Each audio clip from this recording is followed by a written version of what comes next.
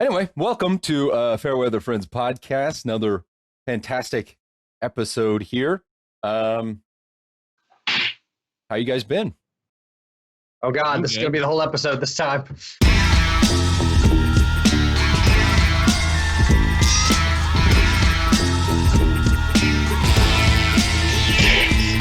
Anywho, sorry for all the tech issues and all of that. We're a little late this week, but yeah, just wanted to go over, just catch in with the fellas, and we did talk about some interesting topics. Like, it's kind of fortunate during the quarantine that we could still kind of be employed and stuff. Mm-hmm. And it just kind of made me look back at all my ass jobs and just come up with random ass stories. I'm more of a boobs jobs kind of guy. Yeah, I like boob jobs more than ass jobs. As ass long jobs, as you have to earn it. That's a living. Boob job, that's the only way. Ass jobs, you got to earn it. You can actually it's homeopathic is what I'm saying. You don't need to install a bunch of stuff. You can get a big ass by just, eat more calories, Yeah. That's how I did it. I'm glad we got to the medical parts of the podcast. Asses are plastic to their environment. You can grow them, you can shrink them. They're pretty malleable. Yeah. Boobs, it's just after a certain age, you're like, yeah, you just kind of got what you got. I don't know. Wow, Ross doing all the best work there. I mean, so I was trying to count on my hand. You guys go how many jobs have you had in your life? Oh, I'm 30 and I've had too many. I went on a tear where I was like, I think I had a new job every 6 months. Yeah. It was you just pushed them for a while. You were like, I just stopped going. You had that weird period where you just couldn't wake up earlier than 3 p.m. You're like, I just stopped going to my job because my life's a train wreck. Yeah. It was basically that. I've lost jobs because I was sleepy. That's such a. You're like, why'd you get turned? It's so awkward going into the other job. I'm like, well, why'd you get fired? And you're like, this thing called sleep. Yeah. Like it. And that's I've had mono for a decade. I feel like calling that lost my job. I feel like that's putting it pretty softly. That's that's abandoning your job. I feel like. It was honorably discharged. I didn't lose my kid. I walked away from my kid. I chose not to wake up and then let the chips fall where they may. This is how big of a piece of shit I was. And there was I'm going to start off by saying this. Out of all the jobs I've worked in this, because I started working at 14, so I'm 30, so in the 16 years. What was your first job? A little snippet. McDonald's at 14. McDonald's, I was making $5.50 an hour and getting called a fag in the drive-thru because I was too slow. Because I couldn't count the money and ring up the people. Because you were a child. Because I was. And then they would yell numbers add up. If you were off by pennies, they would be like, where's the pennies? And you're like, I don't know, man. It's probably there. Fell out. They're probably in the fries right now. I'll ask the goddamn grimace. Yeah. That's a rounding error, boss. So in the 16 years I've been working, probably all 37 of my uncles have died.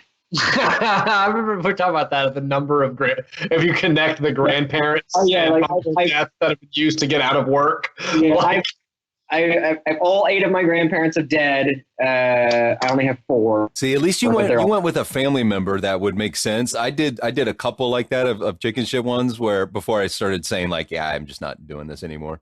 Right. Just being an adult about it. But still feeling bad because you're still a kid.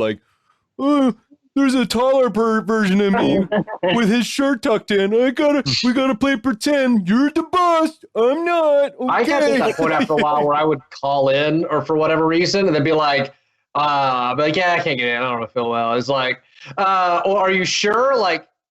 Yeah, even if I'm faking it, you have to just go with it. Yeah. You have to just understand at this point it's not negotiable. He's like, I'm holding the power here. How sick are you sure? How sick are you feeling? It doesn't matter. I'm not going. It is funny. Just go in and throw up a bunch of times just to teach them a fucking lesson. Even if it's fake, we both have to pretend it's real because that's the social contract of the job. But the one I remember, I was just like, yeah, I can't work here anymore. My friend got in a car wreck. And I just now, in retro, I thought I was like, yeah, I did it, right? But then in retrospect, I'm thinking of that guy, like probably in his like probably our age now, you know, but he seemed way older in my perspective. Just going like, who gives a fuck about your friend? Just go to your job. What do you? What's the problem? So, like, am I the only one then that, like, if I have to call in or can't make it in that day, or, like, if I'm quitting, I just, like, I call up and I'm like, I can't come in. No story, no reason. Right, well, that's what I started doing after a while because they'll ask questions, like, it doesn't matter. Yeah. You can't talk me down. Any info at all. They have nothing to ask questions about. Right, because you don't have to tell them that. Like, it's not like there's an attorney present or anything. Yeah. I'm a grown-ass adult. So if I'm going to lie, I'm going to go with the story. Fun fact, you gave me sick hours and vacation hours. Go fuck yourself. I'm taking them. It's actually funny Matt said that. It's like, so on... All right, boss, I came 2 weeks ago, I had to call... minding my own business. Oh, shit, I hope it's not contagious so you don't catch it. Yeah, you better stay in there and work extra hard because I'm not there. Oh. It was something like 2 weeks ago. I had to take a call in work because I had to go sign a bunch of like papers for the place.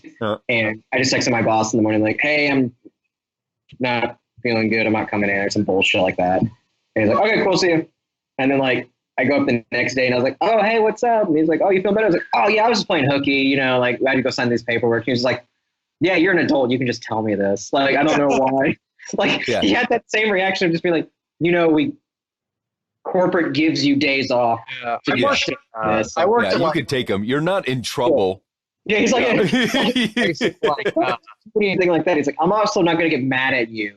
I remember one time I did get like, I'm so fortunate where I can like, we're in this day and age now where you can just text. You don't have to do that whole like, I'm not feeling good. Like, I don't want that conversation. No one wants to have fucking talk. So you can just send a text. Wait. Like, so you're saying in your career, you still feel compelled to do that?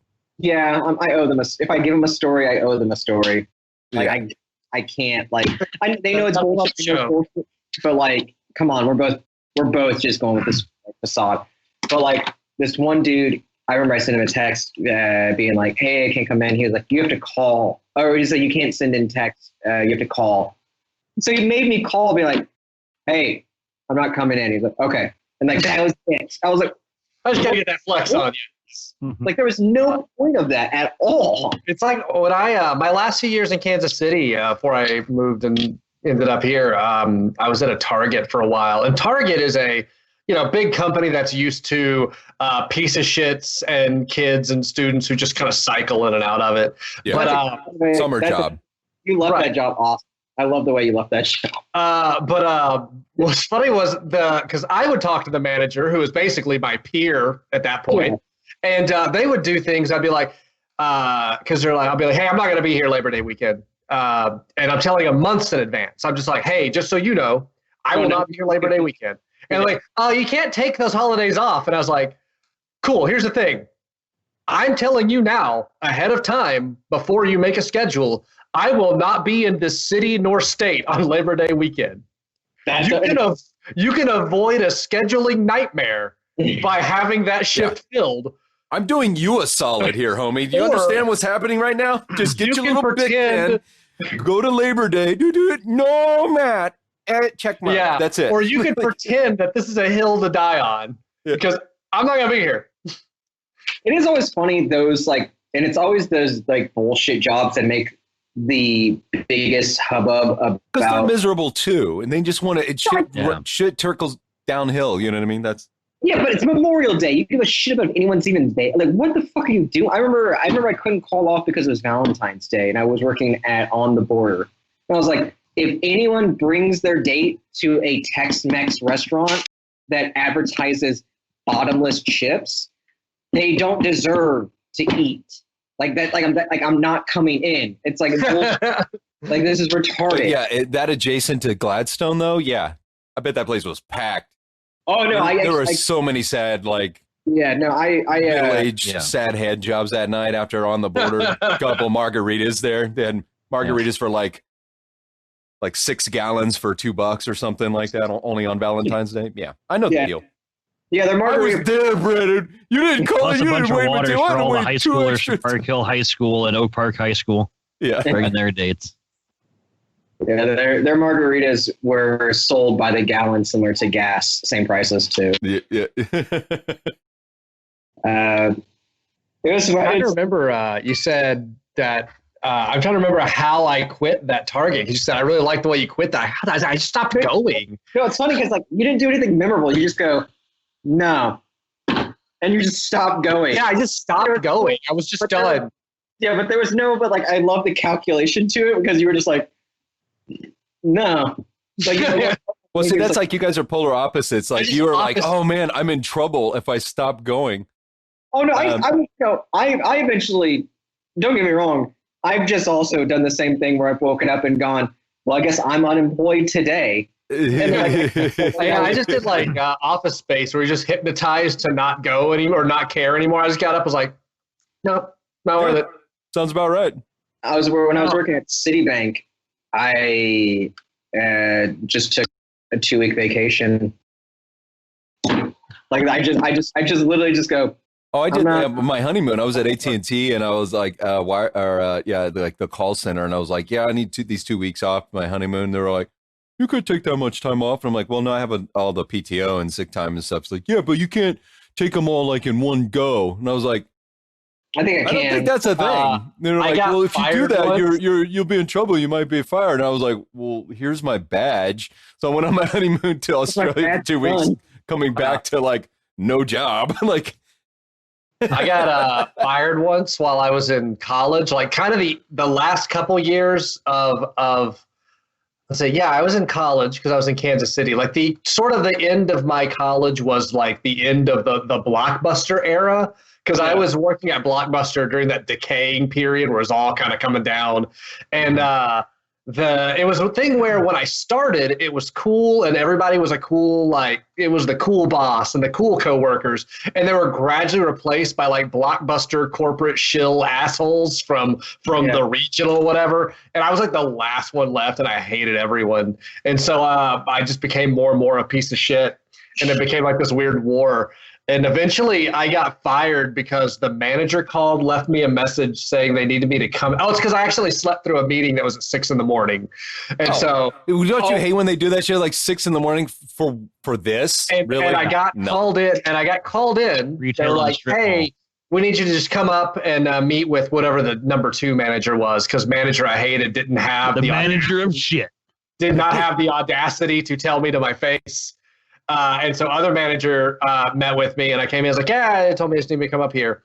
And he used the phrase, he's like, well, let's go in the back. In the back of a Blockbuster is the saddest room that exists. Like there's one security monitor and it looks like kind of a warehouse room and just a pile of those cases for used DVDs and stuff. Like it looks like a place where they're making a fake Blockbuster back there. This is where we do all the commercials. But then he said, all the commercials are locally sourced. It's just, And he said, and I have the quote because I was flabbergasted a human being would say these words because firing somebody's weird. I get it. But he was like, I said before you were on thin ice and it broke. And I was like, come on, man.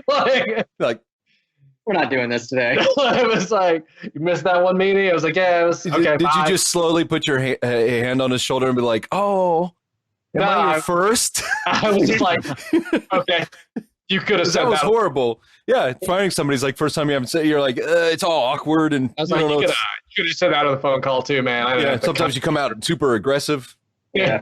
Other times it just way because they said they watched this because they keep a security camera of all the shit because also that Blockbuster got held up like every Tuesday. Like it was the one in the parking lot of the Bannister Mall, like at that crossroad, like and that place is just rape and murder fest 99 all the time.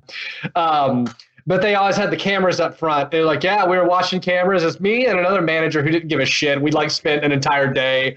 I remember one thing I did that day was they started selling little Haagen-Dazs ice cream tubs, but there was no spoons or anything. And that day I specifically took one without paying for it, broke a disc in half and used one of those long slit things that go to the DVD case and cracked it. And I made a spoon MacGyver style, then like wrapped the whole thing in tape and ate like Ben & Jerry ice cream thing. And then the manager's like, cool, that's good. Yeah, but I don't think I got fired too. But I think he was just like, awesome. Yeah, we're the last real Cowboys here. So yeah. Let's ride this out. Blaze of glory here. Bon Jovi, right? Young Guns too. Yeah. But it was also in that like section a over Sunday there. morning, which at Blockbuster, Sunday mornings were nothing. Like, because everyone brought back these rentals that were due from Friday and just dumped it off. Friday and left. Saturday, yeah. No one came in. So we were just up front, like, it's like that.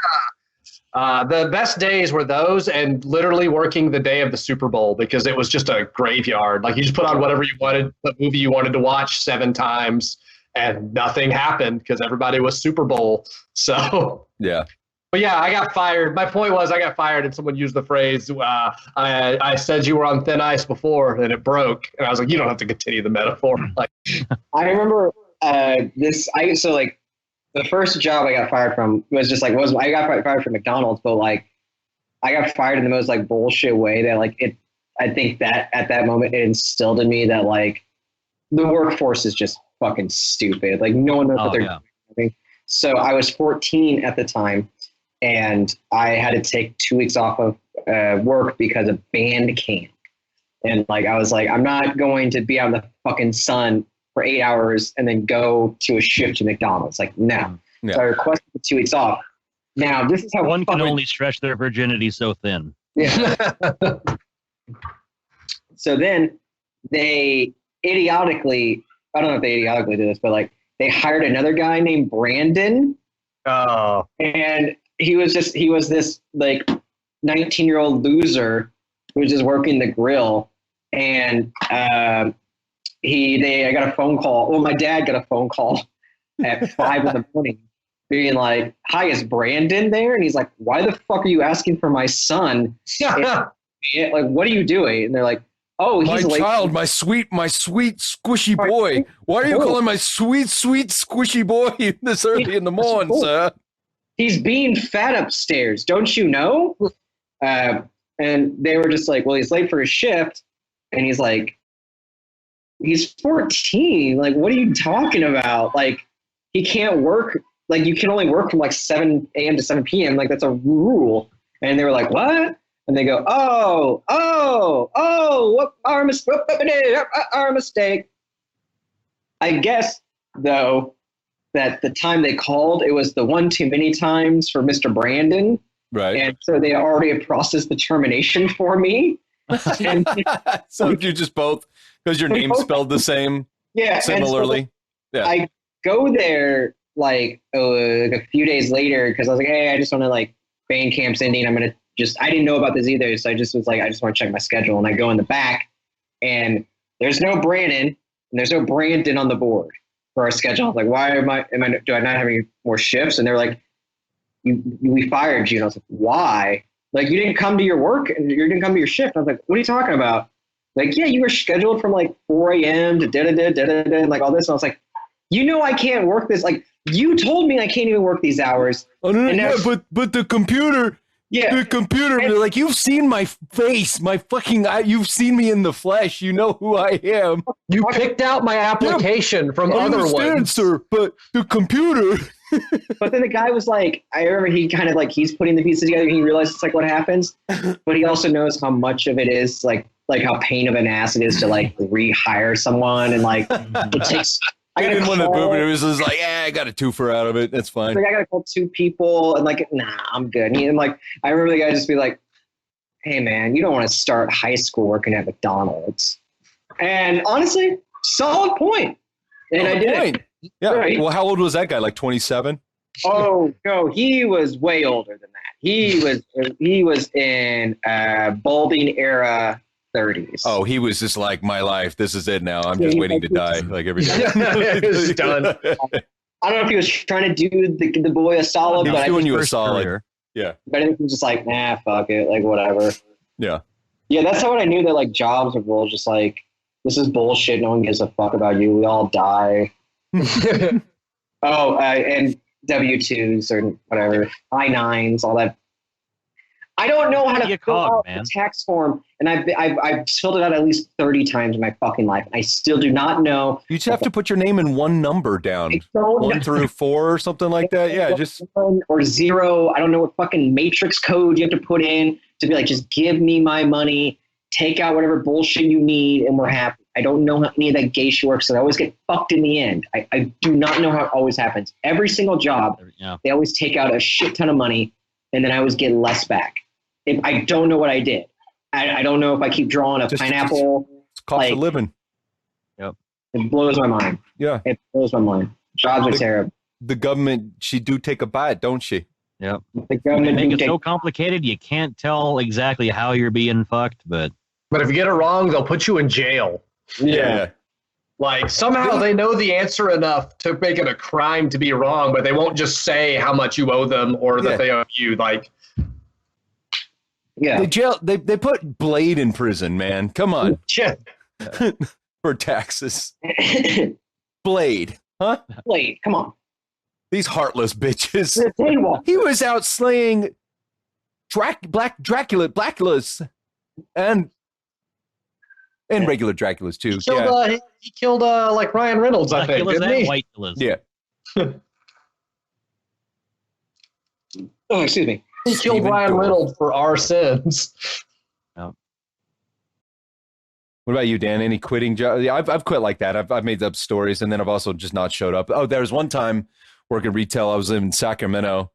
I just started working another job and just didn't tell the other one. And then like I got a voicemail like 2 years later, like, Jason, come. He's still alive from my former employer. I was like, oh yeah, I guess I never told them. Whoops. I don't think I've ever.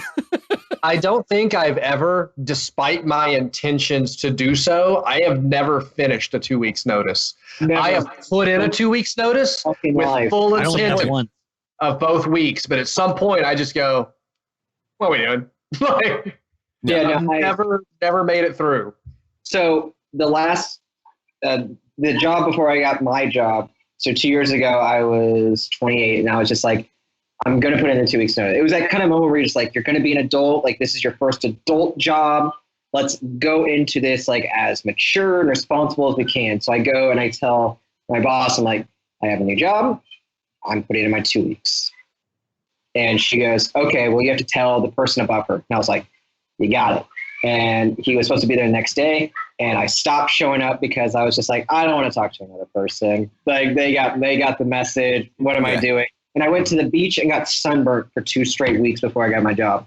It was awesome. It was so great. Because also, like, 2 weeks notice is that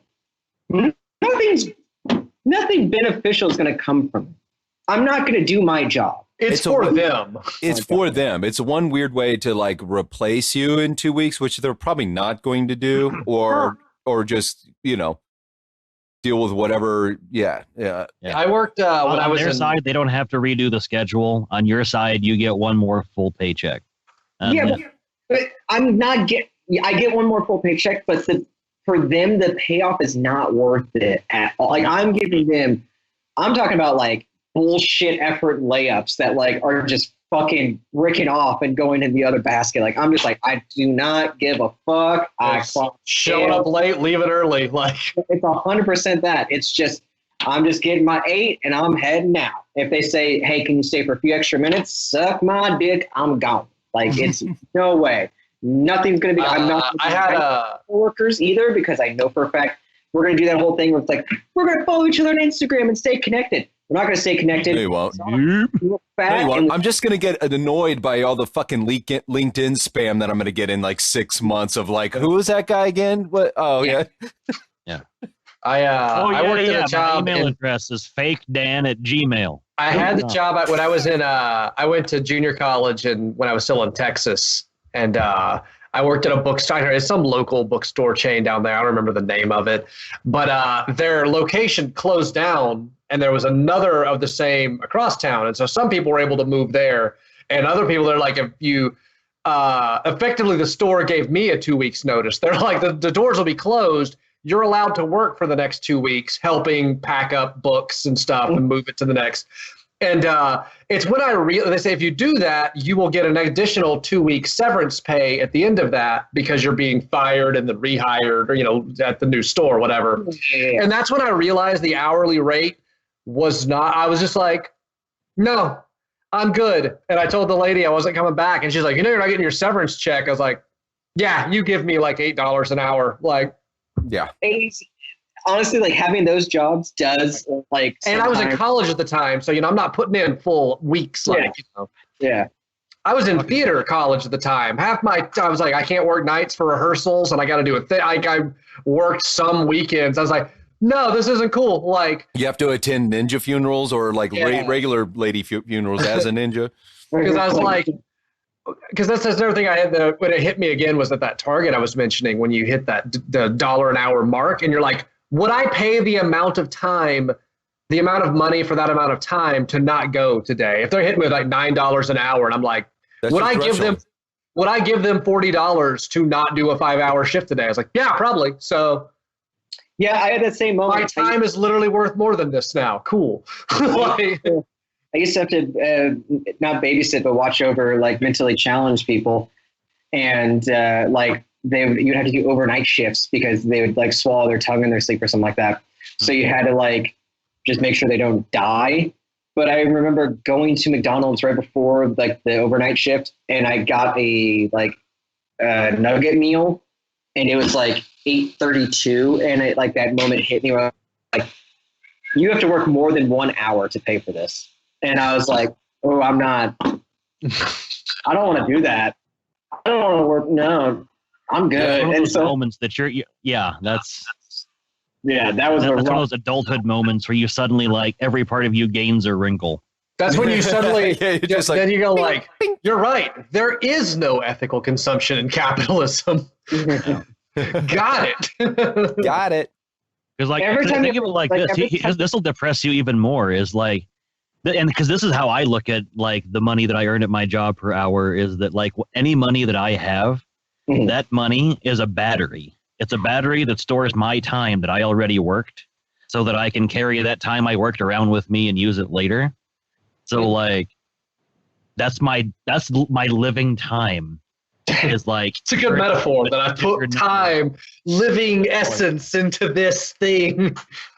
Yeah, I try to do that too, but it fucks with me because like when you work at a nursing home, you're literally sitting above your own mortality every day. Yeah. You have to go down and talk to these people, and you're just like we had this one patient that has dementia and is armless. So their entire day is waking up, looking to the right of them, not seeing an arm, screaming because they don't have an arm. Oh my God. Looking to the left of them, seeing something else, forgetting about the arm, looking right back, seeing so just constantly resetting.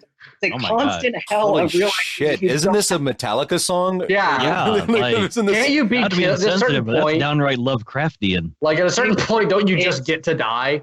Like, right. There's this one, like we have a dementia ward. Not really. It's like but they just because they're wanderers. How do you use bunny quotes with that? Does it always keep changing to like? Are you manufacturing dementia in there? Is that I think there's a more polite and universal term, like a traumatic brain injury ward. Brain injuries. Yeah. A lot of them have the habit to wander. So it's like they'll just get up and they're just they're not prisoners. You can't just like they don't have a cell. You can walk around for like under certain circumstances. But they could cause self-harm and harm others or whatever, or get lost or But a lot of them just get up and they walk, so like they kind of keep them somewhat in the same area to make sure that like like if one gets up, they don't have to be like, fuck, where's this? Like they can kind of corral them back to where they should be. And there's this one lady who gets up every 30 minutes or so, comes over and yells how she's being raped by trolls. and then goes back to her room. Like, she's just like, I gotta go fucking handle these trolls again. And it's just like, stop going. First of all, stop going back to the room, lady. If that's what's happening, don't I go. like the trolls are just acting up. She's like, I gotta go fuck these guys up. Yeah, Like, I kind goddamn. of like her version of it in her head. I think you're seeing it differently. I like her version. She's the hero. Yeah. She's like, man, I'm gonna go deal with these trolls. Goddamn trolls got to be told again. She is like Don't the feed them female trolls. version of Ash and her version of Evil Dead. Like, she's, It's like it is weird because this is like the best job I've had and like probably one of my most favorite jobs. But like on the flip side of it, it is the darkest job. Like It's an existential nightmare. It Like, is, yeah. you have, like every day I leave is just that sort of like it just feels like so much has fallen off. nursing homes are one of the most horrifying places to step foot in. I used to have to do with stuff with the DreamWorks. I used to have to visit a few nursing homes for some various staffing things, whatever. And every time I was just like, I can't. It's why does this still exist? It's so weird and creepy. Like, Yeah. And the worst part is like you'll see a lot of nurses or like caseworkers or like just people who work in that like still long enough that they become kind of just desensitized and jaded. Yeah. Where like they lose that kind of rush to be like, let's go help this person out with this kind of problem. They're kind of just be like, oh, the turnover is ridiculous. In those yeah. There was literally one patient who like, they were like, that my boss was like, hey, you should go check on them because they have like something about something, like they were wanting to discharge. And like the caseworker goes, he's probably going to die in 2 weeks. So I'm just going to let it ride out. And he died in 3 days. So it's that kind of moment where you're just like, that's Kind of worked. like reality. Yeah. It's weird, dude. And they It's do not- not I make think it's straight much to the money. point, but like, what's the average stay for a person in a facility like that? It varies a long time. Like we've had a couple patients who are like in their hundreds just chilling. Yeah. But like we It also depends on the condition, probably. yeah, like it depends. Like some patients come in with like breathing tubes. They last normally like anywhere between like 2 months, dude. It's rough, dude. Like when COVID hit, I'm gonna be honest with you, COVID dropped a fucking like a hell of a dude. They dropped a hell of an EP this year on nursing home. Like that mixtape, dude. I'm gonna be honest Spreading with around. you. It's like that Raekwon Purple tape like in the 90s. They just started floating around different backpacks and all that. Yeah, it's like, It was just like it was every day you'd go in and it was just expired, and you're just like, it's so rough. just a lot of bad milk. Is that the joke? Yeah. Is that what you guys do internally? I know you guys are fucking creeps. So come on. Like, what is I it? know it says expired, but that's just the sell by date. You're still got a good 2-3 days left. You can smell it. That's like one of the weird morbid thing too about it. It's like they don't have like any terms of like passed away or like deceased. They literally in the system it says expired. So when you have to pull up a patient, it says expired, and you're like, I don't think we should be treating them like food. Yeah. Like It's there's just done. like I know like that you have to be professional and like you have to find some kind of professional term, you know, for whatever. Well, but it's like, just no. You have to do it coldly like that. You have to. That's the part of the negative, like the weird, like doctors, like bedside manners and stuff. Like you deal with so much death and craziness all day. You have to make it so cold so you don't get emotionally attached and feel any emotion, because that shit emotion just will build up and you just go nuts. Like no, there's one patient we always make fun of because it makes me laugh, and like I feel it's dude. I feel I'm not gonna don't violate HIPAA. I'm not violating any HIPAA, but Or like, you got to keep your levity. it is a very, Hawkeye Pierce right here. it's, I understand it. Like, I'm not going to mention the name of the person, but I was telling Yeah, Matt. because you can't. You're not supposed to. That's HIPAA. That's what I'm saying. This is a side story. I'm not going to mention the name of a person, but like me and Matt used to, I don't know, I used to be friends with someone, and Matt used to be an associate of this same person whose previous occupation was a police officer. Oh, okay. And I remember one time he told me a story about how he would pick on the homeless with his like he would purposely drive around, like there's like this one homeless guy that he knew, like on this certain street of their sector that they had to watch, that him and his friend or partner or whatever they are would purposely pull up. The guy was blind, by the way, so he was homeless and blind, and they would yell racial slurs at him and drive off. And then they would drive back a few minutes later being like, hey, Reggie, what's going on? It's just like, These motherfuckers out here calling me, do. It's like, oh, that's crazy. And he was just laughing when he tells me this, and you're like, you're a horrible human. Like, yeah. you're a horrible fucking asshole. But then, Thank you for doing that with my tax dollars. Yeah. But also, like, for me, like, I have to say, I'm not saying what he's doing is right, but it's like, I'm also, like, not making fun of, but goofing around with, like, people I work with because of, like, this one patient constantly screaming about her knickers. And it's just that sort of thing where you're just like, I'm just trying to escape the fact that this is going to happen to me in 8 years. And, like, he's just being a dick. One is a job and one is a civic service. Like, one is one comes with an oath to serve and protect. The other one is a clearly job. not doing. Yeah. Mm-hmm. No, I just remember he told me that story, and he would, like, tell me all these, like, other, like, cop stories, and I was just like, no, I don't like this. Yeah, it's like, you suck. You just suck, dude. It was weird. Yeah, he does suck. Yeah. Like a lot. I know we're still streaming live. Real quick, pee break, and we'll come back with some more work Weird. stories. Yeah. I didn't mean to bogart it. It was just like we just went on a That's team. fine. Most of my jobs are uninteresting, other than just the fact I didn't respect them most of the time. So, well, that's good. That's a good. Yeah, I think most people would identify with that at some point, because I think I've noticed a lot of people don't have the heart to do. Like, that's the thing. I have most influenced people around me and they'll be like, yeah, I just don't want to work that day, and I would go, don't. And they're, well, yeah, but he needs someone to do it. I was like, did you know the manager gets paid more than you because he has to deal with that? Yeah. If you don't show up that day, Target as a corporation still exists. There'll just be some more stuff in the back room. Yeah. That's all. You don't have to worry about your cut. None of this matters. The people here that pay you, they don't know you. They don't give a fuck about you. Nothing here matters. Yeah. Just because you're contributed to the 401k doesn't mean you're a shareholder. You know what I'm saying? You do what you. I was like, I taught like, and then one of the managers kind of got mad at me towards the end of that because I was like, I was kind of teaching people that. I was like, you get what you need from this place, then fuck them. It's a store. Were you trying to unionize there? Is that what you were doing? Were you like the little Chief Rivera, like standing in the break room over the I was trying to get people to stop bitching every time they did stuff they didn't want to do. Like, I was like, you don't have to. I'm fascinated this whole time hearing you guys' perspective on this because, not that I'm a goody two shoes or anything, but I tend to be more often than not a rule follower, like in places like work and school. I follow the rock rules, and roll otherwise, but just only the rules, not extra made up rules that people take as rules. Yeah. I don't know if I ever asked you this question, but we're kind of switching subjects real fast because we're still on the subject of like nefarious. Is that am I using that word correctly? Nefarious. I don't know. You haven't used it yet. You haven't finished the sentence to know. What does that mean? Is it like mischievous? I don't know. Finish the sentence, damn it. Or no good. It's still in the subject of like nefarious like activities. Mm-hmm. Kind of like I'm trying to say like bad activities. Does that work? Yeah. Oh, so what does nefarious mean? Why did you look at me like nefarious is more evil, but like okay.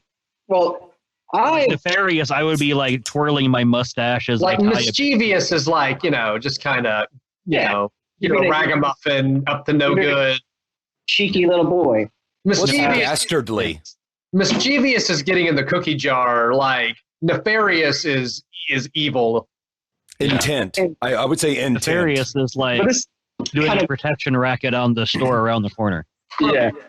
Well, this kind of goes with both that and the job thing. I've hired a hooker before. I think, Matt, have you? No. Dan, have you? We've talked about it a lot. I've hired a stripper before for a private party, but not a hooker. What about you, Dan? I'll say just off the record that those are pretty much the same thing. Now, only something me and a friend always joked about, which he actually did. Something on his bucket list was to hire a French whore, and he visited France and did it. And it was like only like in that context of like a friend, like if there's some kind of like worldly nature to it. Yeah, no, I get that. Yeah, no, that's or like a really awesome Vegas. If it's part of a bigger thing, but just on the face of it, it's like yeah, you go to Cancun, you see a donkey show kind of thing. You're like, I'm not doing this just for this, but while I'm at like when in Rome kind of thing. But like to me, that's kind of like as an aesthetic, I'm totally into that kind of like old school deviance, kind of like that. Yeah. Going to the Elks Lodge or like Ooh. You know, the Greek orgy. So in your fantasies, all the dudes have to wear green blazers, No, hold on. like and hang out in a dusty room. I get it though, because, like, it's just with the over boys hanging black and white films, and I mean, that was just slam the their first step, steins but, together like, and wear goofy ass hats and have a cool handshake. Is that in your world? That's what that is cool. That was just the first thing I said that you just hyper focused on. But yeah, I can't wait that till is like cool. we get to start going to Like, elk Fred and lodges, Barney down to and, the like, Elf they're all like people like in our generation, so like it's just everyone just hanging around, like not smoking pipes, but just complaining about politics and playing PlayStation 2. like it's just that. It's literally just them. It's literally them. All the only thing they talk about is System of a Down and a Need for Speed. Like some 41 had a few good tracks. Like, dude, give it some. Like some guy arguing some 41. I can't wait till there is a conversation between two old geezers of which band was better, Avril Lavigne or Sum 41. Yeah. Who does Sum 41, Avril Lavigne or or themselves? Yeah. Or the old hipster nerds in the corner. Who's better, Converge or Botch? You know, like really obscure. Like I've already had a couple of those conversations with like Talia's brother about Converge, and I just had to stop both of us. And I was like, I don't like where we are. I don't like who we are right now. Like, I don't mean to offend you, but I don't think we need to continue doing this. You sort of had that moment too. He was like, no, I can feel it. Like this is not going to end fun. Yeah. Like, Yeah. Are we done with Anyway. the jobs topic or no? Still want to go? No, we just kind of walked around the block a little, but yeah, we got just to weed and hookers. So had a quick smoke break.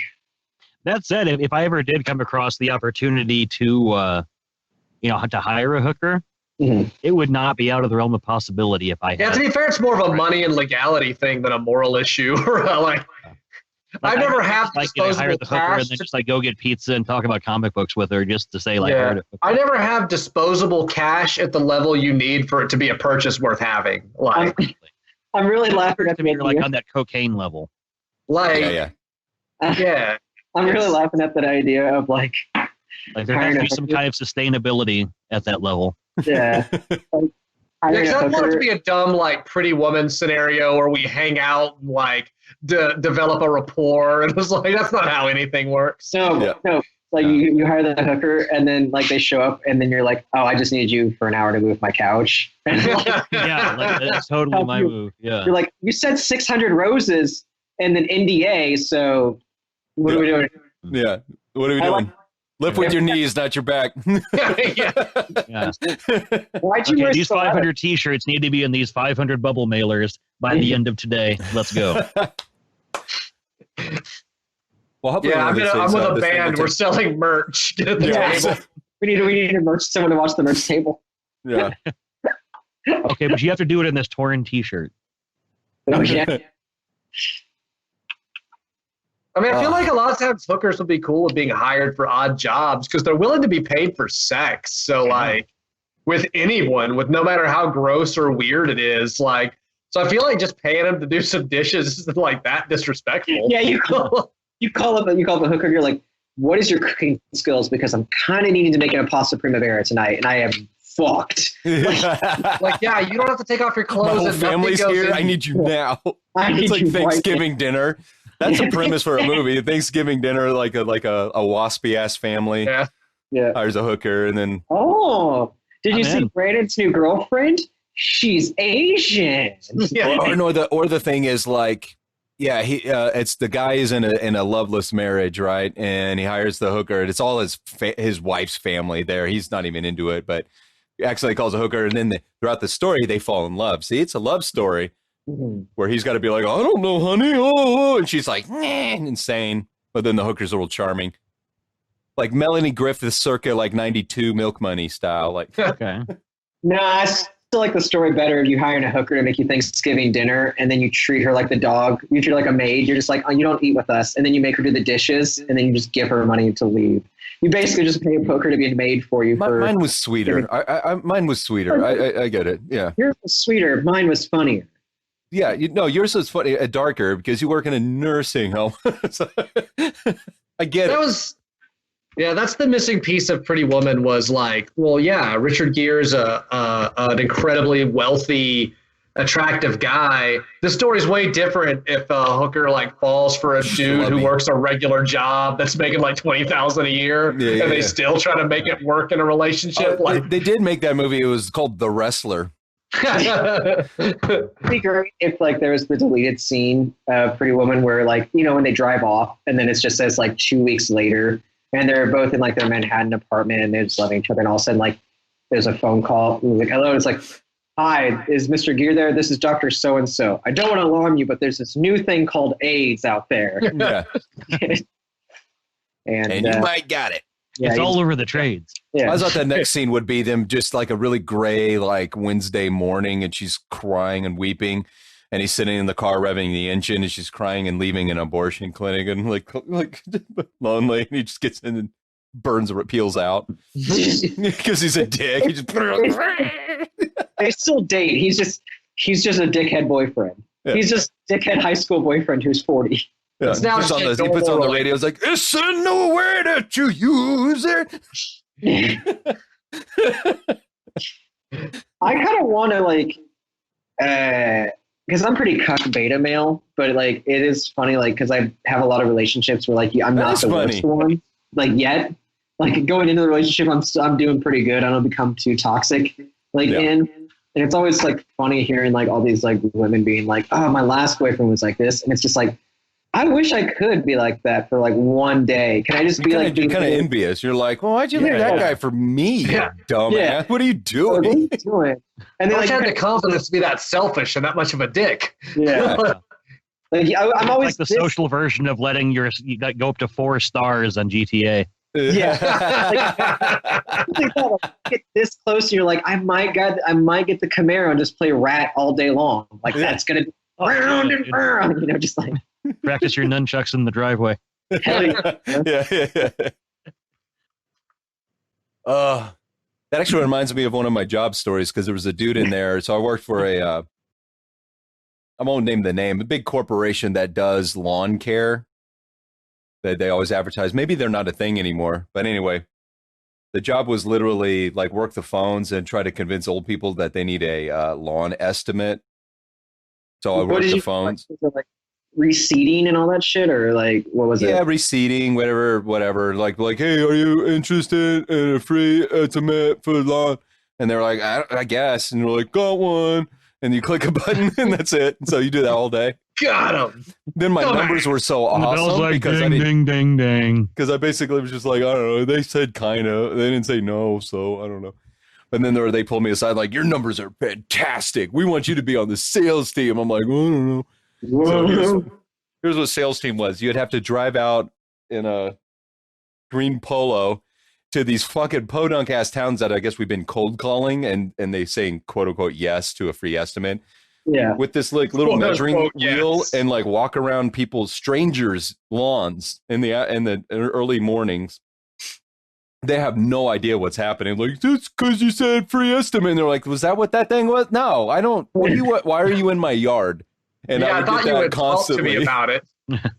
And these are houses out in the middle of nowhere, like those $30,000 starter homes where adults are at home on a Wednesday morning. You know what I'm saying? Like those type of neighborhoods where like, the dogs are all like wiry and patchy, like just like fucking chasing me. So you do that for the chunk of your day. That was your free time. Then you'd have to go into the place and work the phones of the people you just harassed all day and try to sell them on lawn service. Like, see what I mean? Everybody had crabgrass. That was the secret. Everybody had crabgrass. Oh, it's always. So you'd have to call, but there was a dude that lived in the whole hair story. This is why there was a dude that worked in there that he was in sales, and he's one of those like in sales guys. Like that's his life. Glengarry Ross dude. Yeah, he looked like he was the shape of him was like he was skinny on the bottom, like straight up, but then like ice cream, like basically like those Dairy Queen dipping, like instead of being dipped in chocolate, it would have been dipped in like a green Polo. And that's what this dude's shape was. Had a dip cone his hair, figure. it was white guy Irish, like curly hair, kind of long, but like hairspray and mousse, like slick on the side. So it looked like he looked like Cameo from the 80s, but a white dude version. And this was the late 90s, so his look was off. But he would go do bumps in the he would come out all like, yeah, man, let's sell some punk hair. And he's like calling, he's just like, he's all into it, like Jack, like he's on Wolf of Wall Street, but you're selling these confused old 80-year-old bags like lawn service. And like, I would just remember looking at him and working on a weekend and him bringing his children up because he was divorced, clearly. And I was just like, I don't want to be that guy. I just remember clearly being like, that is, I don't want that. Was he making money though? Because like I knew a couple people like that who was just that very like, you grind and you can't stop, but like they made dick. Like I was making as much as them in commission, and I was not. The detail that jumped out at me is that he has enough cocaine he can take it to work with him, so he's clearly making some scratch. Yeah, I was doing mediocre work, and he probably made a little bit more, but it was just the worst job. Like getting yelled and spit at, and like dogs chasing me all day in the middle of Podunk who the knows That's what. Horrible, dude. And then calling them, and then dealing with this fucking asshole, and they're like, "Yeah, man, let's get it going." I'm like, what is my life right now?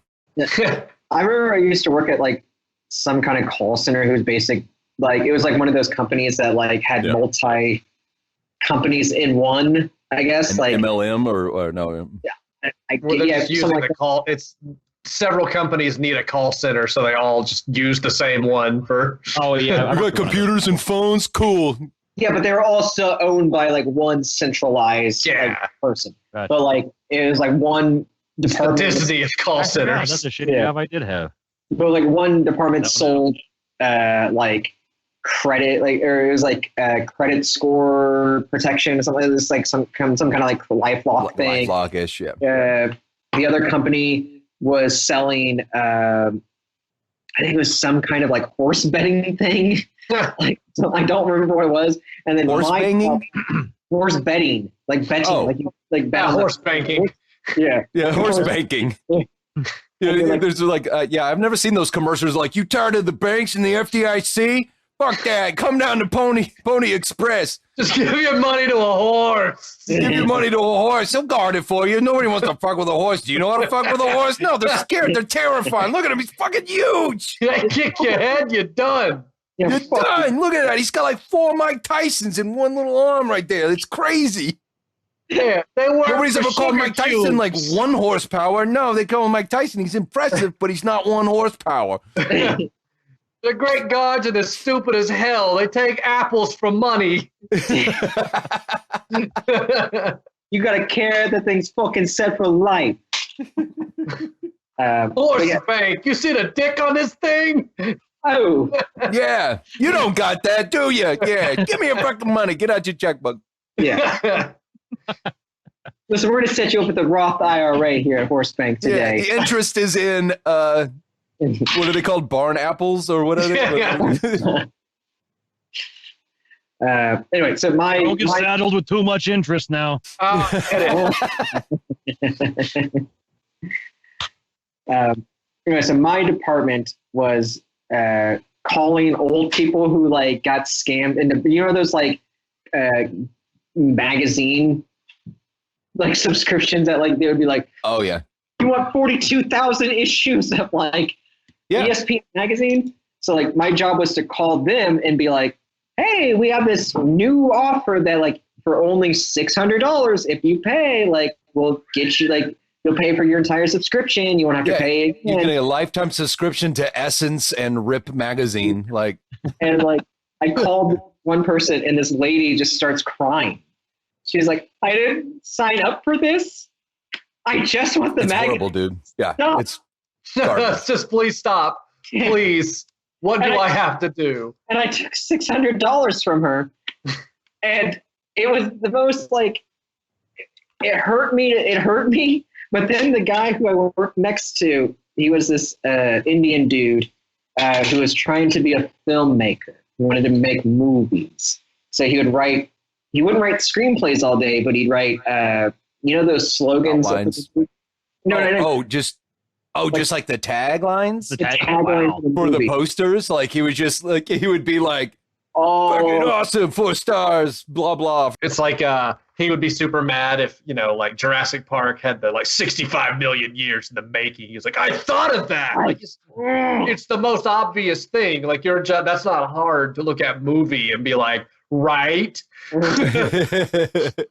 But my favorite was he would always, that's all he would do. Like he just had bundles and bundles and bundles. Like he would open up Microsoft Word, write the movie title, written by so-and-so with the tag, and then print it off as it was just like a book sheet. Does he had know bundles of them? Bundles, dude. Does he know that no one hires someone for only that job? Right. Like that you're a writer in general or whatever, or you're a promotional writer or like an advertising writer. They don't hire just a guy whose job is tagline writer. That's not a career option. No, I genuinely think he was doing what Dan said. He was just looking at the big picture and being like, I got the title, I'll figure it out as I go. In his mind, he was already just like, Death Phone, easy, bang, bang, boom, Does anyone else hear weird sonar beeps? I keep hearing like a boop, boop, boop. Boop, boop, boop. You're about to get bombed, though. So that job, the crappy phone sales job that I just explained, I got that out of the newspaper. Did anybody ever get a job out of the newspaper? No. I would do Craigslist a lot, and then I went to Indeed. But I remember there's a certain stage in your life that you get cringe thinking about. And I got to a point where I was such a loser. My mom would literally text me being like, I found a job in the newspaper. And I'm just like, no one reads the newspaper. Why would I get a job in it? And she's like, you're a shithead, son. Just get your life together. I don't need you to be an asshole. I just need you to make more than nothing. Nothing. It was, I got to a conversation. Reads the newspaper, then fucking no competition. There you go. Yeah. I remember I got into an argument. Bullshit's done.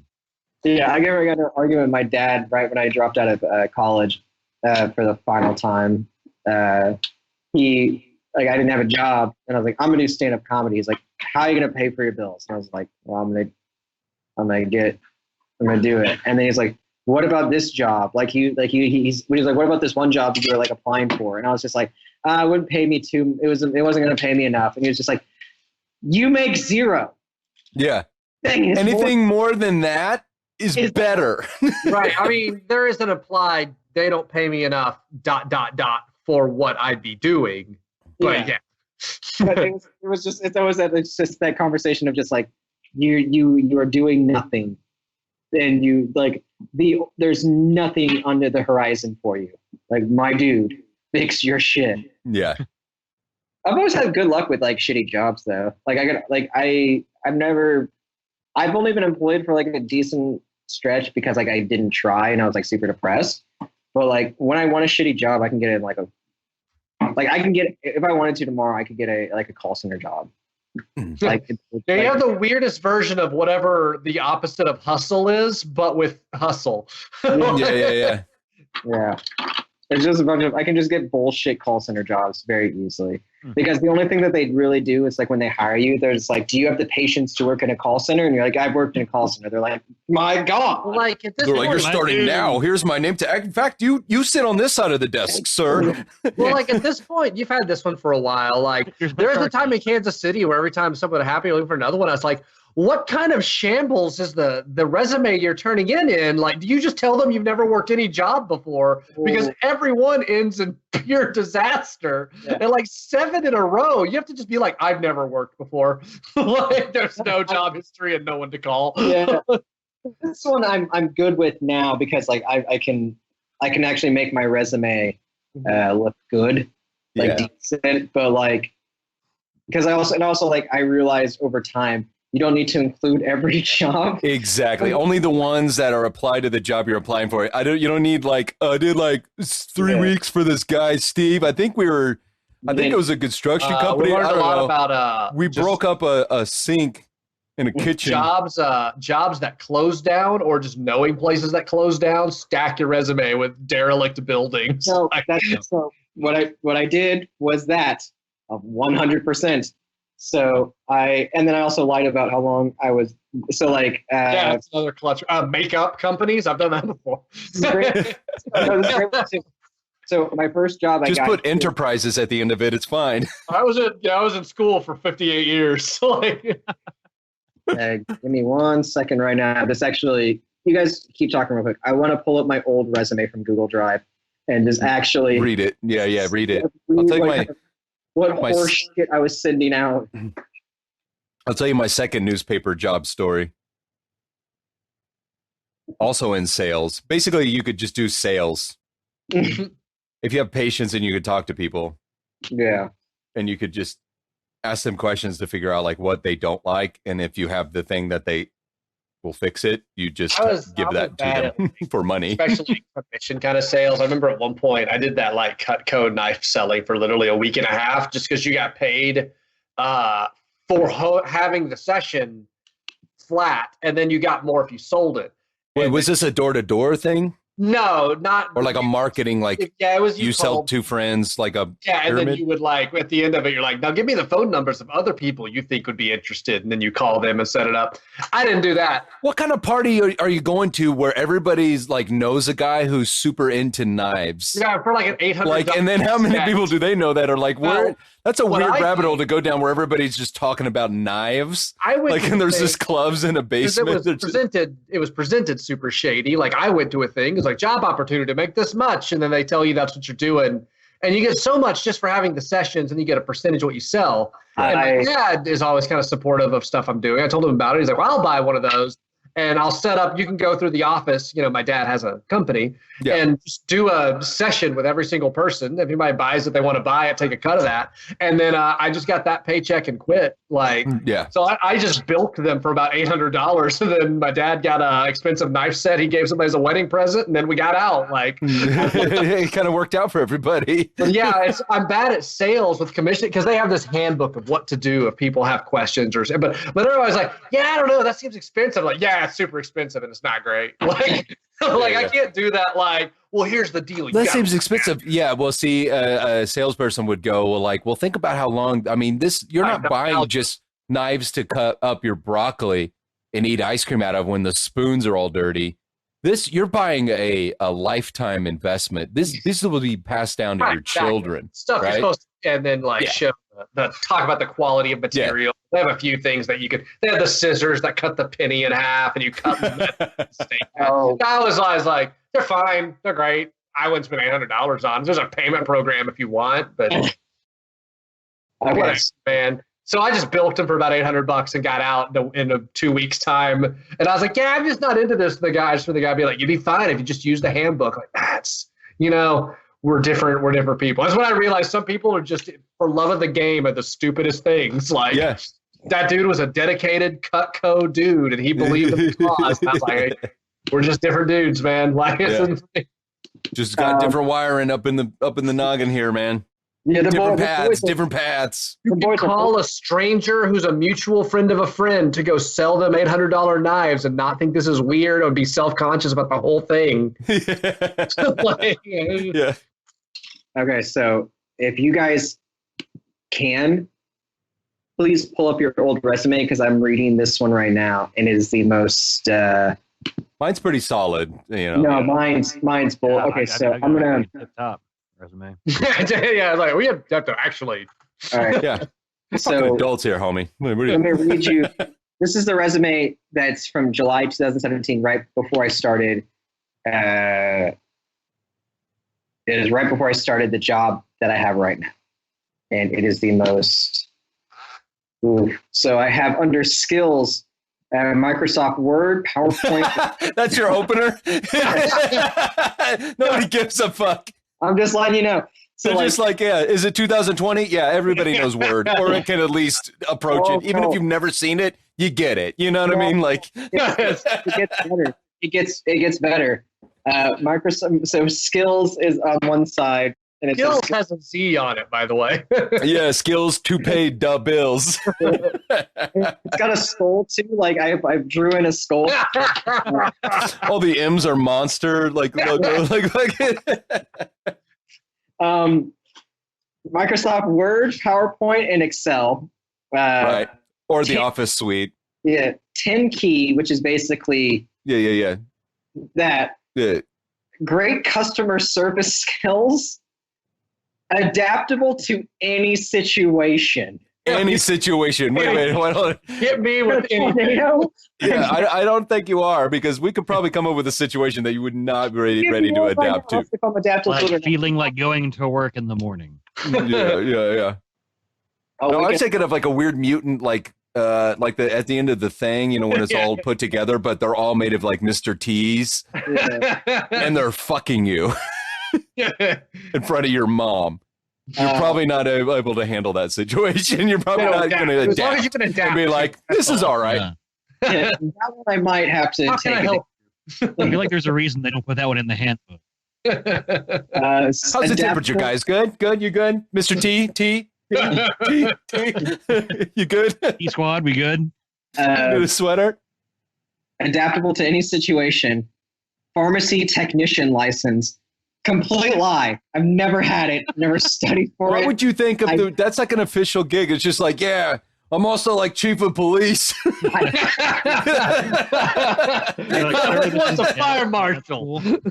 I was because in my old job you could like get your way to a pharmacy tech license and like make more money, but I just was only there for 2 Right, months. so that was say not you were a an earned manager skill. at every You're just old job naming you things had. that you heard of. Astronaut. Astronaut. Aware of. I was a famous French chef once. Michael Jordan. Michael Jordan. I was Arnold Schwarzenegger, and now what? Yeah, and you remember that?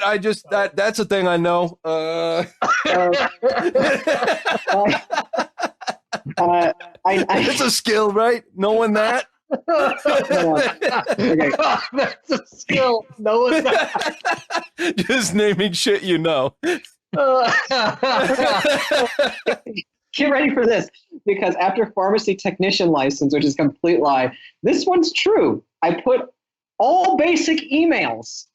I don't know what I don't know. What did you mean by that? All basic emails, What's like an advanced emails email? get okay. Because here's my interpretation: as if I'm a hiring manager, I'm looking at this. I'm intrigued. You would get the interview just based on that, because I know you're not going to get the job. But I just want to talk to you and figure out what the fuck you mean. All basic emails, meaning they get more complex that you're just not too comfortable with, or like all general, like the concept imagine of emails. Hotmail, You but get also it. calculus. Like I get it. Yeah. If I see a reply, like, I basically mean like I can only do a reply, but if you ask me to blind CC someone, I'm quitting. No, like, I'm if there's an done. attachment, you go fuck yourself. Yeah. Like, Gotta sign up for that. I think I meant like I could use all common emails like Hotmail, Yahoo, things like that. But ready? That's just It's like saying I can use the mail on your like. They're not too different between each other. Yeah, and then I have 60 words per minute typing, which is just like if Michael Phelps could swim type, I guess. Like, Yeah. that That's seems not a that lot. very impressive. That's pretty low, actually. That's a word a second. Yeah. So 1, 2, 3. Like Oh, that's not too bad. Yeah. that's not like fast, but that's not. I mean, that's taking a second per word. Knowing some words can be one letter, so Like if it's a song, that's a slow waltz. I have, yeah. I have, and then the last one was Mac and Google Chrome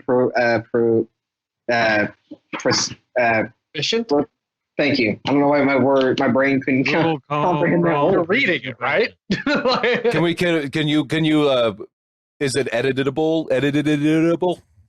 Can you do a not skills reading through your No, and then I decided to go one step further and flex a little bit, and I put awards. The awards I've won. When you put awards you've won, it means you actually have won something. You can kind of do like, I've won a crème de plus. I've won a double. Or you've won some kind of accolades at your job that's applicable to the one you're applying. The only thing I've had was award for merchandising awards. I put down award for no absences, which is like no. My junior high perfect attendance. So I don't think that's an award. That's just a hey. Thanks for agreeing to do your fucking job. Hot dogs one time. Thanks for doing the bare minimum, jackass. Here's a piece of paper and a gift card to Dairy Queen. I will now list you my experience, and underneath is first job was it's obviously going earliest to latest, latest to longer, whatever. Right. Most recent to Thank you. Yeah, most recent to oldest.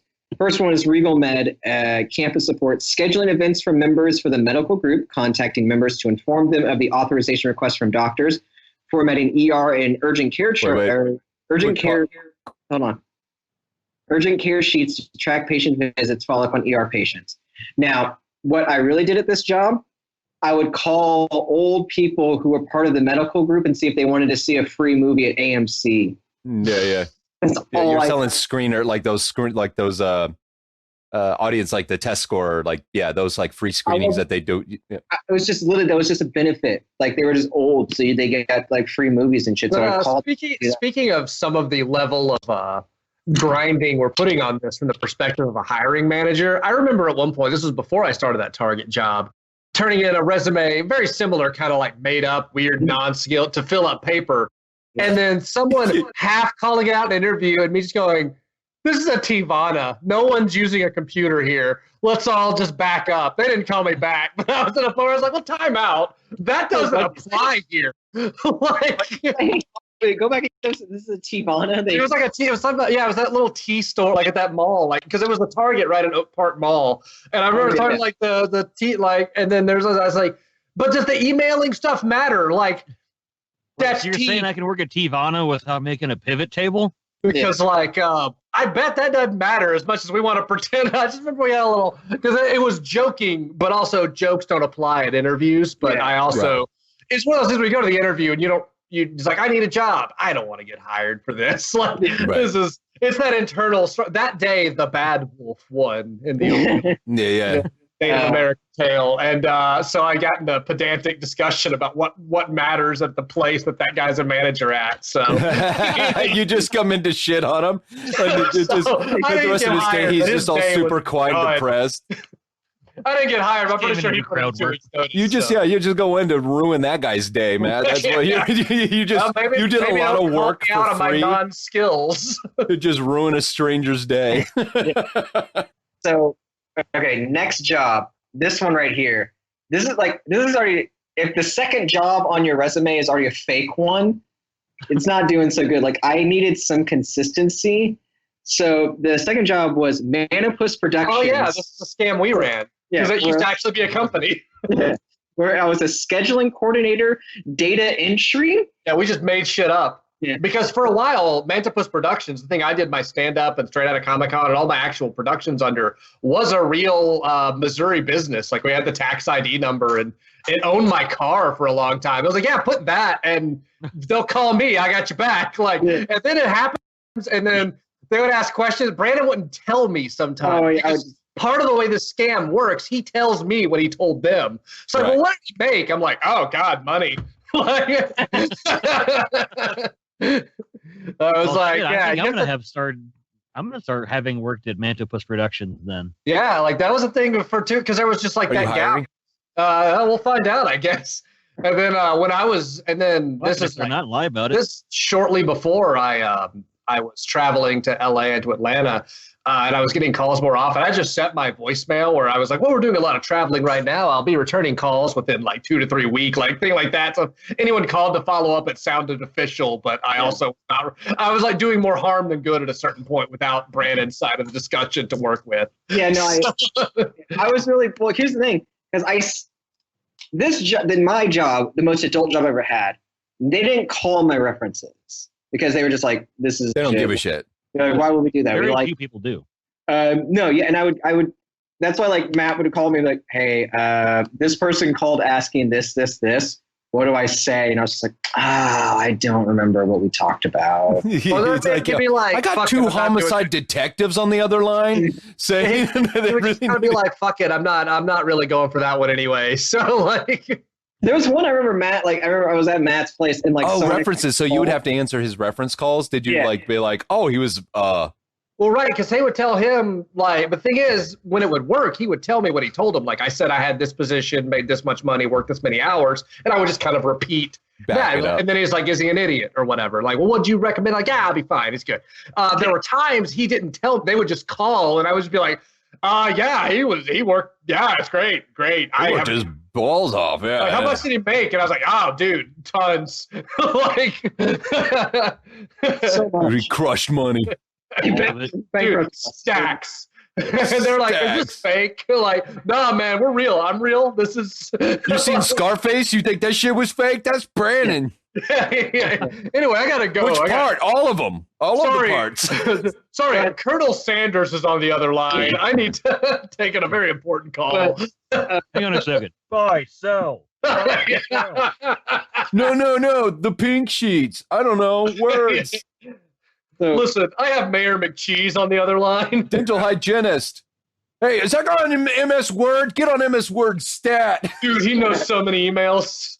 Yeah. Oh, Brannan, dude, have you seen him fly on MS Word? At 60 words a minute. Here, let me send you this DocX that he made. Yeah, do you know that he's adaptable to any situation? Have you seen him His own dad came in naked with guns one time, adapted to it instantly. Instantly adaptable. Have you seen him place clip art in MS Word? It is a thing of beauty. He is fluent. It's like I can hear Mozart. You know what I mean? It's he is fluent in Corel. But yeah, the times that I had the information was fine. And then that's when eventually I just sort of changed my voicemail to sound kind of fake and just stopped taking calls because I was in a state of chronic depression and traveling the world. So I wasn't really ready to pretend to be a boss. Yeah. Not feeling like a boss. Not feeling like a boss. About using Matt is the audacity that I put down. I was employed from May 2010 to March 2017. 8 years of just crushing dicks at that job. Yeah, and they're like, what'd you do there? It's like, just money. That's almost a decade of your life. You don't have any more data to like provide. And they're like, I just don't want to talk about it. That was all the time of shitty jobs you couldn't mention. Like, it was like I just needed some consistency. But here's also the dumb thing too. I also had from May, I was working from May 2010 to 2017. Apparently, the old boy decided to double dip and include, because I included my job that I worked at United Healthcare from March 2013 for June 2016. It was really March 2013 to June 2013. And I had my ex-girlfriend pretend to be the manager for that. And then I used Stanford & Sons as the assistant manager for 5 years because that place closed down.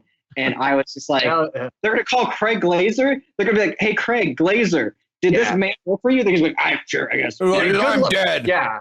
By the way, good luck getting Craig on the phone, even if you have business with Stanford's regularly. Yeah. Like, you have some guy. First off, they're going to call and Jeff is going to answer. Why? And they'll be like, can I get a hold of Craig? It's like, no.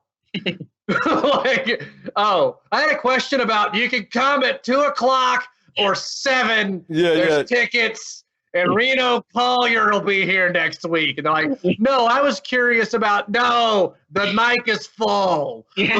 Like, and he's like, okay, I guess you work there. I don't know. There's a witch at the desk currently that's speaking in riddles. A man witch, a warlock, if you will. A man witch. He makes a great meal. Yeah, and then last but not least, I included the job that I had with my friend's parents' construction company that I've never stepped foot in once. Yeah. I was told by them is if you need a reference, we'll give you one. And I was like, you're okay. If you're going to give me a reference, I worked there for 4 years and was awesome at the job. They're like, I don't know if we can give you that. And so every single time they would do it. But here's the best thing about that is they were like, they stopped feeling like they were like, we're not really cool with this anymore. But I kept it on because their business did close. So I still won. Yeah. Isn't that pretty much the same scam that Lori Loughlin used to get her daughters into USC? Right. That's pretty much it. Yeah. I'm just putting that out there. Probably. But at the same time, am I breaking the law? I'm not breaking the law. Am I? No, not really. I mean, Does it feel like it? No. you didn't sign the bottom, so it's not like it's a legally binding document or anything. I can also say it's ironic. Yeah, it's a parody of a resume, so it's Yeah, exactly. It's got fair fair use. use. My First Amendment rights. It's like a Weird Al song, you know? Like Fair use, man. Yeah. It's the edit of resumes. I have to jump pretty soon because it's getting past 11 here, but I do want to do the story or recount the tale that we put off from last week. I'd hate to jump before we do that. If you still want to indulge the me shitting myself. that I didn't know how to respond to and played off on like, oh, that's funny because I thought you meant I shit myself at a drug test, like I fucked up or something or in an interview. Yeah. Like shit Wrong the fluid bed came out, like you just totally were confused by the whole process. Like, what liquid did you need to put in the cup? You forgot on the way in. It was like when he said shit. I thought it meant like when we say the Dolphins shit the bed, like they played football poorly. I thought we said I shit myself at a thing because we talk like that a lot. Like we say, where it's like I ate my own ass. I shit myself today. Didn't really. I assumed it wasn't real. So, and so I was like, but please continue. real champion move there or whatever. And then I was also doing stuff. It was all, but yeah, as I heard the story, I was like, oh, you meant much more literally. It was, This has a whole new dimension. So we can pick up on that.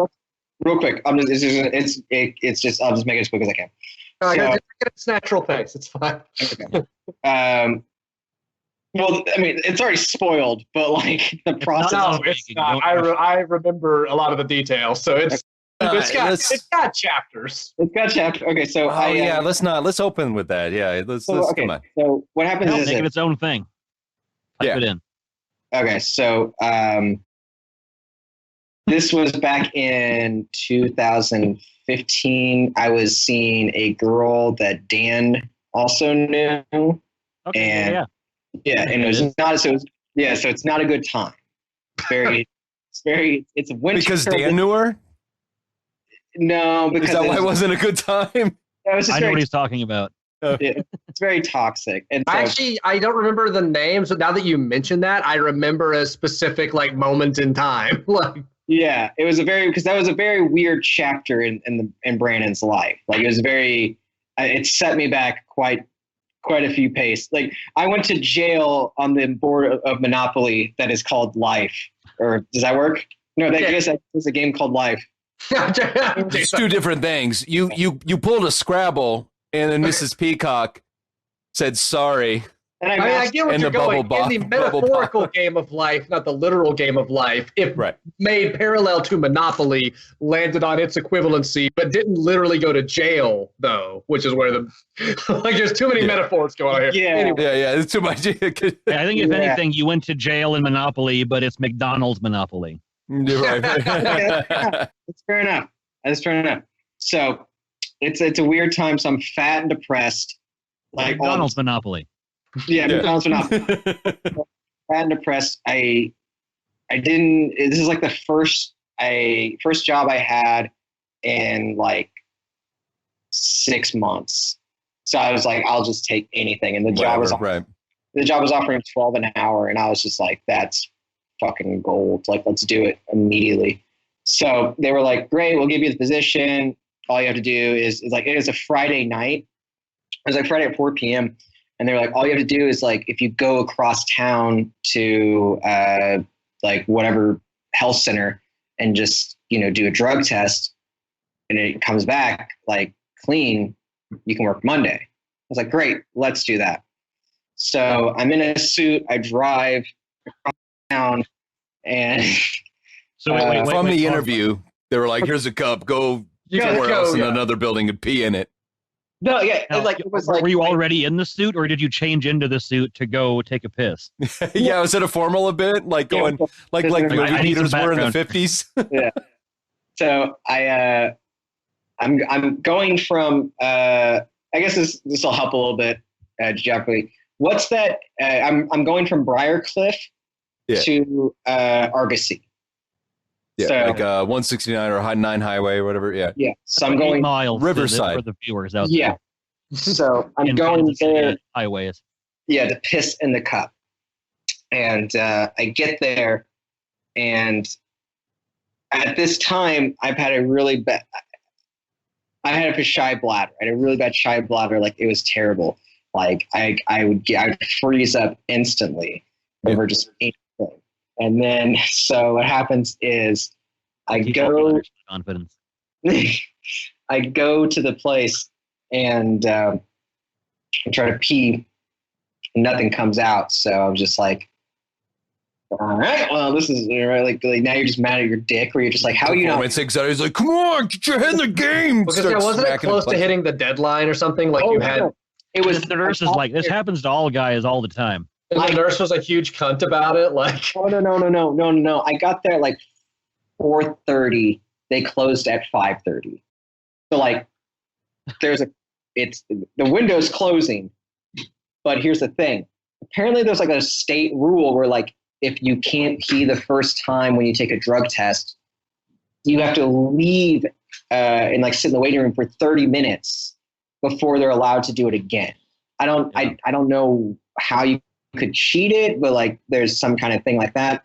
So like I literally had to sit into the waiting room, and there was these two very attractive nurses who were up front, and then the dude nurse was actually like the one giving me the test. And are you just describing a Pornhub video you saw this afternoon? No, because this whole setup is all right. No, no. So then like I'm just and the doctor is his stepbrother. Like at this point, I know that like I'm already calculating in my head like, okay, it's gonna put me to 5, and like I'm already, like even with 30 minutes to piss, I'm losing confidence in myself. I'm losing a lot of confidence in myself. Like this is how bad it was. I'm pounding water, dude. I'm pounding as much as I can. Like my bladder hurts. Like it's starting to get to a point where it's like, yeah, I feel like I will vomit. The guy calls me up. He's like, hey, bro, you ready to try it again? Super cool dude, by the way. He's like 29, row 5. He's got kind of like this, like a faux hawk with like a puka shell kind of thing going on. And wait, did you just say cool guy and then describe this person? Because you and I might not align on this. I'm glad I'm not the only one whose ears perked up at that. He's a cool guy at the end of the story. Okay. Like, at the time, yeah, he does look like that. He's affable. Los Angeles getting to him. I go there. I'm just. I go into the bathroom, and it's, by the way, it's a super small like closet bathroom. Right. It's yeah, toilet, sink, maybe the wheelchair handle. I get it. I've been in bathrooms. No sink, no nothing. It's literally like you open the just door. the toilet. It's a toilet, sink. That's it. Like there's no stalls. Perfect. It's all you need. No, dude. I felt like cramped, and like I was starting to get anxiety from it, and like I was just sitting there, and I'm like, your bladder hurts, dude. You can just piss. It's gonna be super easy. Like I run the water, nothing. No, I'm getting mad. I'm getting frustrated. I'm like pushing. I'm pushing to a point where like it hurts. Like I felt like I was getting like it felt like I was like gonna get a hernia because I was like pushing. Trying to piss out. So then I was like, what if I sat down like I had to take a shit and like maybe like kind of ease my butthole a little bit, that like my urethra would kind of like, open up. Yeah. Open up. Used to the motions. It associates these two actions. Yeah, let gravity do half the work. Turtle head. Nothing either. So now I'm getting anxious because I'm like, they know I've been here for a few minutes. They're probably like, what the fuck is he doing? It's second round even. Yeah, and you're like, they're doing that. And then I don't know why, but like I stood up because I was like, well, this is right, dumb. because you were like, man, what? I'm not the guy that sits down to pee. This sucks. I'm not that guy. You're doing that in your head, psyching yourself out even more. Yeah. I stood up, and then like as I stood up, I guess there was some usage, and I shit myself all in my suit. And it's just water shit. It's not even like that. Like it's not even like the muddy water. It's just water with like a few It's turds. the ectoplasm, but not the Slimer. You know, it's like it's the Bill Murray in the hallway. Little butt snot. Yeah, it's that. And so I'm like Tub and Girl. I just go, oh no, and like I have to sit back down, and then like now I'm just shitting loudly, and I have shit in my thrashing. Was there thrashing? Were you thrashing? That scene in a Ben Stiller movie now. Yeah. It's just like it's miserable. I'm just like I'm freaking out that knowing these people like are this. All of a sudden, like my piss starts flowing a little bit, and I'm like, the cup, put it under with it, but like it's like the second my dick knew that it just went whoop, nothing. So I'm like forcing. Oh, see, that sucks. My choose your own adventure, that story, you would be like filling it up so fast, so you'd kid bursts open the door and be like, I need more cups, and everybody's like on it, and there's like a tray of empty cups, and they're just handing them to you. You're like, this guy's amazing. He's a champion. Bro, I wish. I'm forcing it now, and now I'm just like forcing. Trays of piss. No, so what's worse has happened is now my body doesn't know what it's doing, so I'm trying to force to pee, so it's going drip, drip, but it's only going like a few drips, drip, drip, shit, drip, drip. Yeah, your pants are on your knees also. Drip, drip, shit. Like I'm still. Buddy, you're a man. Oh no, we will rock you. And shitting and pissing, and it's just drip, drip, shit, drip, drip, shit, drip, drip, shit. We will rock you. And so, I get the. I think I have enough. I think like I crossed the line. I got to the line. I'm talking about you crossed the line all right. It's a real photo finish, and I'm being honest with you on that line. You got to squint to see it. Yeah. Oh yeah, that thing is like if fucking a piece of paper. I'm done. Now, can I ask you a detail real quick? Yeah. Is this one of the door closed tests, or the somebody watching you through the window or standing over your shoulder? No, door closed. Thank God. No, I couldn't even feel like that. If someone was watching, they would have been morally obligated to intervene at this point. Yeah, they're like, sir, like it's not that big a deal. Come on, like, what job is this? We'll just tell the job. Dude, I'll cover. Give me that cup. I'll do it. Get out of here. They're just keeping their distance, but they're like, I got the cup. Yeah. No, it's literally, dude, it was bad. I got the cup barely over the line or at the line. I'm exhausted. Like just I'm exhausted. I'm just drained. But like I'm like not really though. Apparently, I mean, well, physically exhausted, but mentally. Yeah. I'm like, but it's that kind of thing where it's like you're done. This is done. This nightmare is over with. You don't have to worry about it again. I set the thing down so I could wipe my ass. As I set it down, I set it accidentally on the side and it spills. Saw it coming, still loved it. I yell, no. It's such a metaphor for like, just like sometimes life, it's just like, fuck it, just why, you know? Well, I can't. I yell no. And I just kind of put the shit back, and like there's now the line. I'm not really close to the line, but there's just a thin line enough at the bottom that like if you were thirsty in the desert, it might give you this resemblance of water. Like it's just that. And I open the. I'm now pantsed. I'm trying to clean myself up as much as I can. I get all my stuff organized. I walk out. Now, Puka Shell guy, it's 5:29. Like he's done. Puka Shell's got plans. He's gonna go smash apps down at the Applebee's in his Challenger. Yeah. So down at the TGI. Fuck yes. Yeah. I open the door, and so like the door House Connect is like it's just open. Like you literally open, and then like you're in the exam room. I open the door. I turn to the right. He's sitting back, no joke, leaned back in the chair, and he's got his arm in one of those blood pressure machines, just checking his blood pressure, and he goes, "Rough day." I immediately was like, "Yeah." I spilled it, and he kind of just was like, gives me a look of like, I gotta give this guy a W. So he's like, let me see what I can work, if I can work with it. And I give him the cup, and he's like MacGyvering more piss in with the thing. He's like, I get this down, and he's going out of his way to make sure it gets on it. So it gives me like, it basically says like I passed, and he's just like, you're good. And like, it was the nicest anyone has ever, like the nicest thing any person has ever done for me, because like he could have just been like, no, like I'm not letting you do this. And then as I'm leaving, these two very beautiful women, I just had to walk out going, I'm sorry, and I left. Like, it started with these chicks are hot. It was like, I got shit in my pants. And shit in my pants, and then he goes sit in the car and cry. I had to let bootcut jeans help me out and do me a solid over here. Like, I then texted Matt. I shit myself at a drug test because I couldn't be alone. Like I had no context and assumed this was hyperbole, and it was like some kind of joke response because I didn't know how to play that off. But yeah, and so like Matt was kind of like, and so like he was just like, not good. Yeah, like, not a fan of that. I don't know.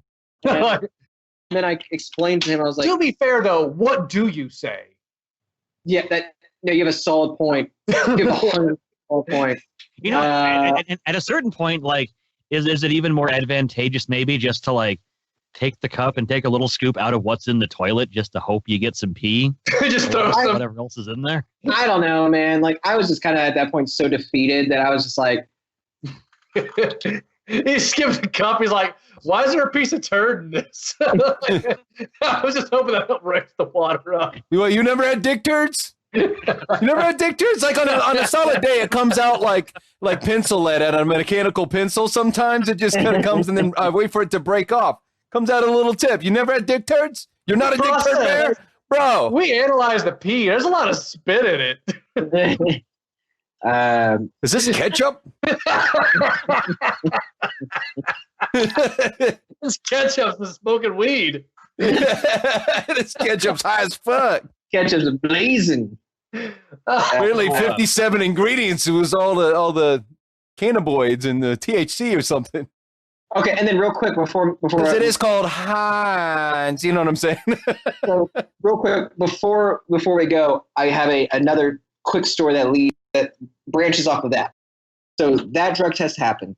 I moved to Los Angeles, and then I get this job I currently have. About a few months prior to, I'm starting to smoke weed. I'm starting to just be like, I'm enjoying weed. And I'm smoking weed every night. So, like, it's in my system. Then the FBI showed up, kicked down your door, and was like, see, I knew it. Your drug test. And they had the cup from 2 years ago. The guy with a shit gotcha. Got a big smear on the side. So, puka shell guy, still puka shell, but now he's got to go tea. But he's like, so I'm sorry, Dro. I tried. I'm sorry. He's finally committed to a real mohawk. Yeah. So what happens is this new job I have, I was not told about the drug test. And I also figured that like I know I'm in nursing care, but I'm not handling patients. I'm not doing any of that shit. So like, what do they care? I didn't expect to be part of the whole shindig. But are you in charge of the scissors though? Yeah. Well, also, I'm like, it's LA. It's like California. It's legal here. So like, what's the scissors everywhere? So like they go, we have a drug test, and I'm freaking the fuck out. I'm freaking out. And they're like, we're going to go to lunch, and we're going to come back, and we're going to take our drug test. And I'm freaking out. And so I'm like, all right, I got to think on my feet. And this is actually where it does come in. I'm adaptable to any situation. First thing I do, I think, where am I going to get fake piss? Call up all the sex shops in the area to see if they sell fake piss.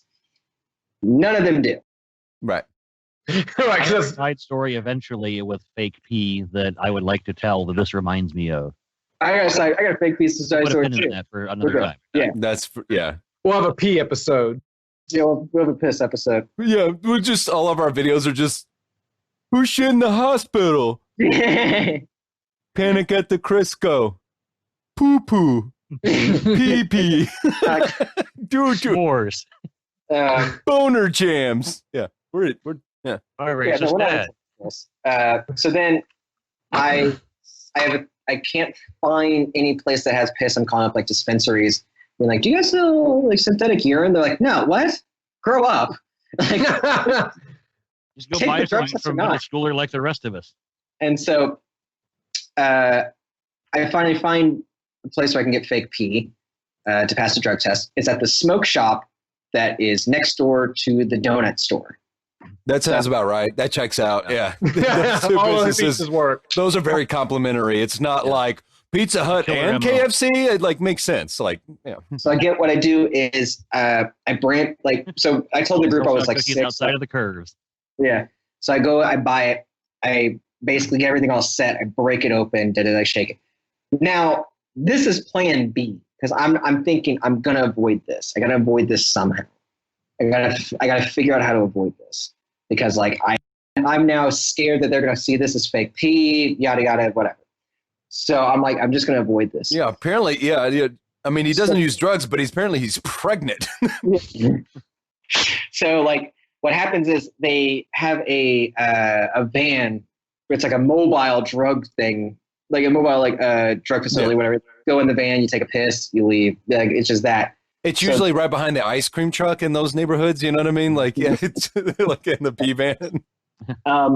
So then everyone goes, I'm staying behind. I'm trying to get last because I'm looking at, I'm eyeing the clock. Just remember, like, just run out the clock, baby. We're still in the fourth quarter, but we got 8 minutes left. That's still plenty of time for them to come back. Like, I'm trying to game plan, trying to run the ball as much as I can. Clock management.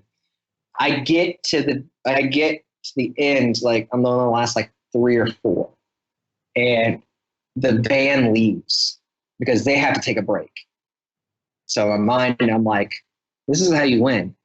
This is fucking great. They're not going to, I'll just say I took the test. We'll move on. Everything's great. This fucking dumb bitch who I was starting work with, who only lasted 2 weeks there, this old fucking whore keeps bringing up, when are we taking the drug test? When are we taking the drug test? She kept doing it. And I was like, shut the fuck up, dude. Like, Barbara, just shut the fucking 60-year-old idiot. And I'm like, shut the fuck up. Shut the fuck up. Listen, I'll give you all the hard candy you need. I will grab you by the varicose veins. So help me. It's 4 o'clock now. That means we have until 5. It means an hour left to burn. No drug van's gonna come back at 4 o'clock. It's rush hour. Come on, that's silly. The drug van shows back up At 4:20. I'm now doing a thing. He's got like empty chili cheese Fritos like bags. Like, what's up, guys? You guys ready to do this? Yeah, you guys got to do this. I don't. I'm freaking out. So what I do is, they were like, okay, whoever's going to take the drug test, go downstairs. So I go downstairs and I turn, I couldn't find the van. I legitimately couldn't find the van. And the other person I was with couldn't find it either. And so I was like, well, I'm going to go back upstairs and be like, I don't know what you're talking about. I couldn't find the van. As I'm turning, she's like, oh, I think I see it. I guess I'm out of earshot though. I couldn't hear her. I get upstairs like a guardian angel. The guy who hired me is standing right there. He goes, hey, you get everything all done for the day? And I was like, oh yeah. And he's like, hey, you know what? Just take off early. You're okay. And I left. They're solid. I left. Is this 2 puka angels you've had in your life? 2 puka angels. And then I go home and I'm freaking It's out. like a little shell halo around his neck. Yeah. I'm freaking out because I'm like, okay, you made it through this day, but there's no way you go back tomorrow and they're going to be like, hey, you see it and you did it. Like, you got to do the thing. Right. So I'm trying to plan. So then I go to one of those like dispensaries that have like the detox. Glory hole. Yeah, you know, the cum detox. And so like I take the drink that's like an overnight detox where it's like it kills all the stuff in your system and you're like it's just nothing but like fucking not ketamine, what's it called? The niacin. Like it's a niacin. Oh god. You're just like burning. that's in pre-workout shit. Yeah, it's that, yeah. Well, not that, but like I took the niacin, so you're just sweating and you just you just get back knee and you get all nervous and sweaty. Yeah. That's about it. Like it's like pounding 5-hour energies. Yeah, and then the next day I go there, and they just never brought it up. And then like after a week, they didn't say anything. And then after 2 weeks, I was like, okay, I think I'm good now. So like I kept the fake pee with me in case, because I was like, your should boy's be warm by this time. Yeah, pretty warm And then 6 months later, I'm starting to get friends with the HR people. And I'm talking to her and I'm telling her this story. And I'm like, I've never taken the drug test. I told her what happened. She was like, oh, yeah, we don't actually really give a shit. Yeah. It's probably just like seeing if you'll go through the motions just to seeing who's going to bail. Did we lose Brannan? He looks a little frozen. Either that or he's just holding for effect. Either that, just, man, really dramatic. Drugs will do that to you. I like these dudes who every time they help someone, their necklace gets another shell. It's like a quantum leap. He's like a quantum leap, just cool dude, poker shell guy. He just goes around just helping bros out in a tight spot, man. It's like Buffalo Bill. Brandon said his power went out. Ooh, that's hopefully things are okay out west. Oh yeah, I didn't think about that. Oh yeah, I forgot the state he's in is on fire. So yeah, the state he's in is fucking the Thunderdome. Again. Again. We'll wrap up, guys. All right.